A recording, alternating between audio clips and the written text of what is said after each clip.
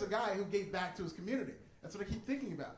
But when I talk about my community, I don't mean just any black person, okay? My community are educated black men who are 6'3" and over. So the only people I care about. That's my new family. That's who I watch Django with, okay? In fact, I want to start a support group for like educated black men who are 6'3" and over, and it's going to be called No, We Don't Play Basketball. Just this like uncomfortable group with just a bunch of tall, dark engineers and a couple of astronauts, of course, right? We'll get a substitute teacher who comes off the bench. Like we're gonna travel on the road like a real basketball team. We're gonna be great. I love traveling. I travel a lot for work. I was actually in Denver last week, and yeah, well, look at what I'm wearing. You're saying go Broncos? Let me tell you something. It could be any other team. I have to tell the story. The last time I cried was when the Broncos beat the Packers in the Super Bowl in '96, and you did this to me? Good night, everybody.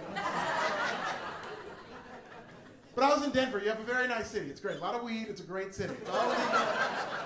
I'm cool with Denver. I was like, the only bad part about my Denver trip was that I was there and our flight got delayed for like 6 hours. So we had to sit in the airport for 6 hours. I had to come up with a game to play to pass the time. And you guys can play this game at home if you would like. It's very fun. First, you go to a Denver airport. Okay? You look around at all the people and you try to calculate how many black friends they have. It's so much fun, you guys. Because, like, and I'll give you the secret. Like, basically, I can tell how many black friends people have by how long their children stare at me.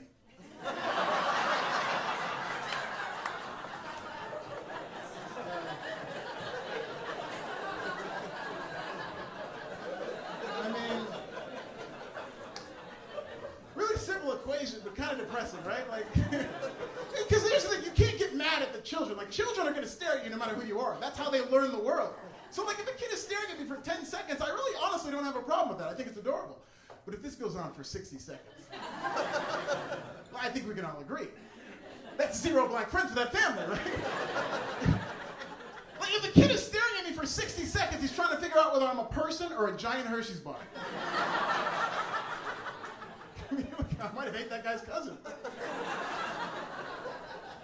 I remember there was this cute little girl staring at me for 5 minutes, uninterrupted, okay? 5 minutes, that's 300 seconds. At that point, I started thinking to myself, maybe this family has black enemies. I don't know if this is about friends anymore. Like, somebody's done something to this family that they didn't like.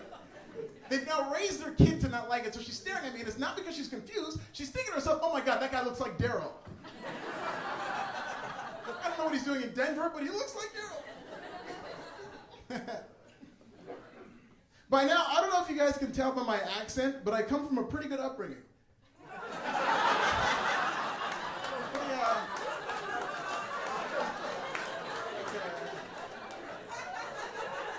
Hey, explain to me why that's funny. I really want to laugh at that.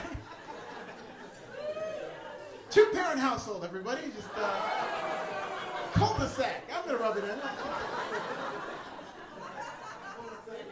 Cul-de-sac, right? Great, hell yeah. 2 parents, and like my mom was a director of a nonprofit. My dad, he's retired now, but he used to be in a bunch of commercials because he was a spokesperson for Jell-O pudding until he